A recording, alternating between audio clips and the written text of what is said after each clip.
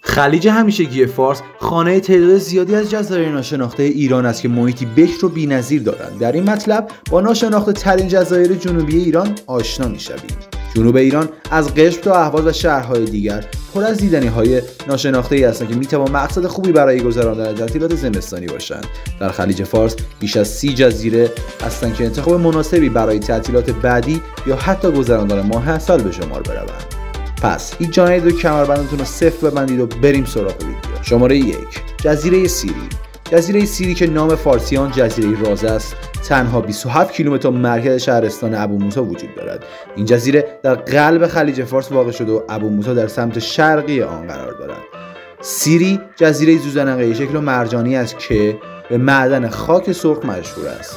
این جزیره حتی یک ساکن بومی هم ندارد و اغلب افراد برای گردش یا کار به این جزیره می روند. بهترین زمان سفر و بازدید از جزیره سیری در زمان زمستان و اوایل پاییز است. جزیره ابو موسی. جنوبی ترین جزیره ایران جزیره ابو موسی است. این جزیره با بندر لنگه 75 کیلومتر دریایی فاصله داشته و در 222 کیلومتری بندر عباس واقع شده. مرکز این جزیره شهرستان ابو موسی است که از سایر سواحل خلیج فارس فاصله‌ای بسیار داشته و تقریبا یکی از بکرترین جزایر ایران برای گردشگری به شمار. شماره 3. جزیره خورموسی. از نظر محیط زیستی و موقعیت جغرافیایی، جزیره خورموسی یکی از مهمترین جزایر ایران برای گردشگران است. این جزیره هر سال میزان پرندگان بسیار کمیابی دارد که فقط در همین جزیره سکونت می‌کنند. این منطقه همچنین برای صید میگو هم مناسب است و جزیره خورموسی تا بندر امام 90 کیلومتر و تا ماهشهر 120 کیلومتر فاصله دارد. شماره 4. جزیره لاوان.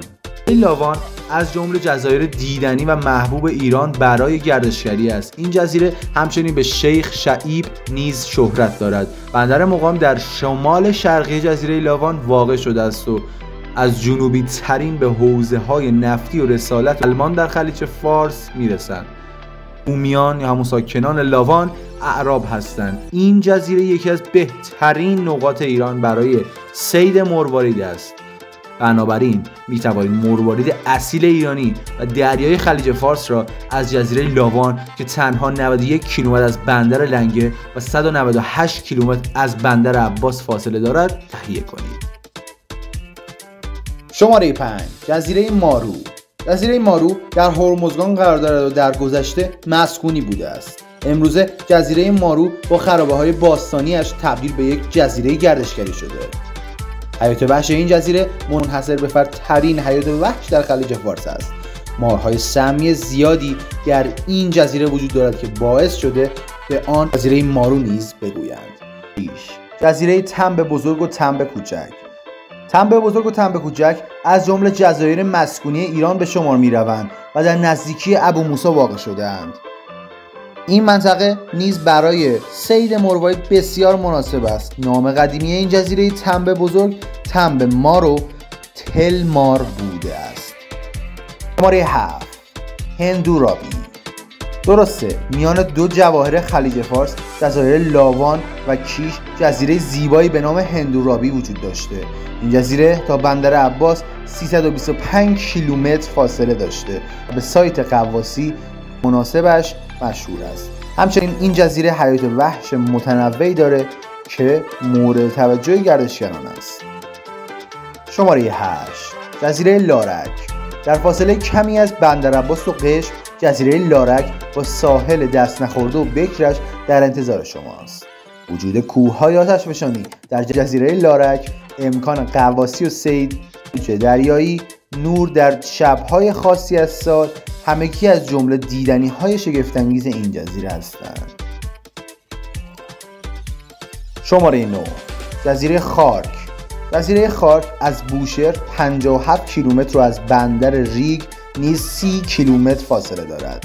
این جزیره آثار باستانی متعددی دارد که از جمله آن میتوان به آتشکده زرتشتیان، دخمه‌های پالمیران و قبرهای سنگی معبد نپتون، کلیسای نستوریان و غیره اشاره کرد. برای ورود به جزیره خارک نیاز به مجوز دارید. شماره 10. جزیره شیر. یکی از جزایر ماسه‌ای جذاب بوشهر جزیره شیف است. این جزیره و ساکنان عرب زبانش در 6 کیلومتری شمال بندر بوشهر قرار دارند. جزیره شیف تعداد زیادی جاذبه طبیعی ندارد، اما ساکنان آنها ماهیگیری رو جزو روتین زندگیشون میدونند و حتی شاید بتوان گفت که ماهیگیری و صیادی یک جاذبه تمام عیار برای جزیره شیف بوده. این مورد از جزایر ایران در خلیج فارس حدود 4000 نفر جمعیت داشته.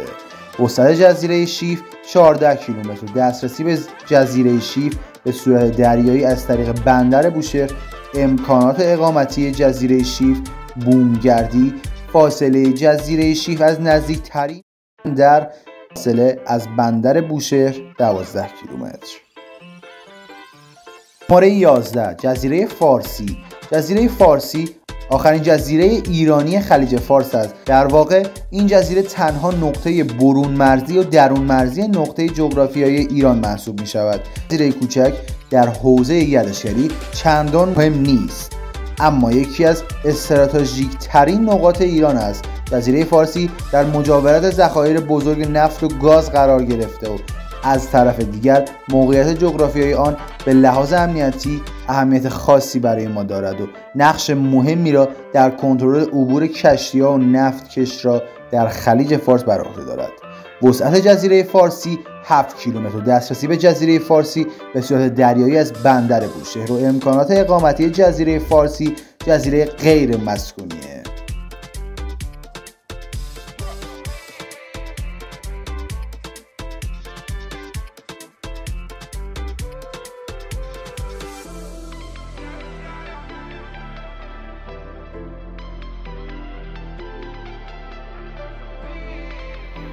خب این از این ویدیو. دمتون گرم که تا اینجای ویدیو همراه من بودید. در بخش نظراتتون و ایده هایی که دارید و برای من بنویسید که من براتون اجرایی کنم. دمتون گرم. میبینمتون تا یه ویدیو دیگه. فعلا خدا نگهدار.